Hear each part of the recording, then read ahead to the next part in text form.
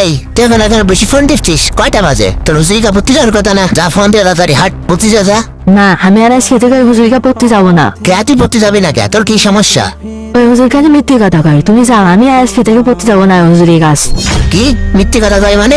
হুজুর মানুষ মিথ্যে কথা কবি গায়? তুই আয় তো আয়, আগে হুজুরি তো আগে দেখে আসি। ঠিক আছে চলো আব্বা, হুজুরের হাতে আমি বহুত মাই খাইছি, যেখানে গান বাজাতে দিইনি, চলো।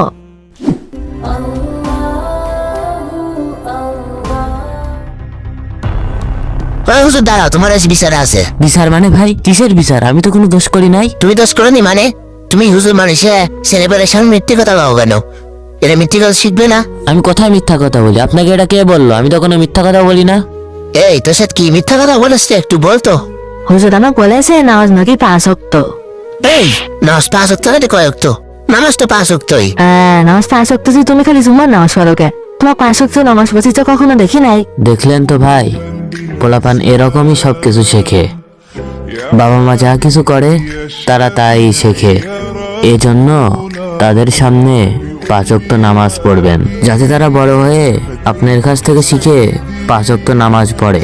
আচ্ছা ঠিক আছে ভাই, আপনি কিছু মনে করেন না, আমি আজকে থেকে 5 ওয়াক্ত নামাজই পড়বো, যাতে আমার ছেলেও 5 ওয়াক্ত নামাজ পড়ে। তো বন্ধুরা, সেজন্য আপনারা 5 ওয়াক্ত নামাজ পড়েন এবং আপনাদের সন্তানদের 5 ওয়াক্ত নামাজ শিখান। আর ভিডিওটি ভালো লাগলে চ্যানেলটি সাবস্ক্রাইব করেন।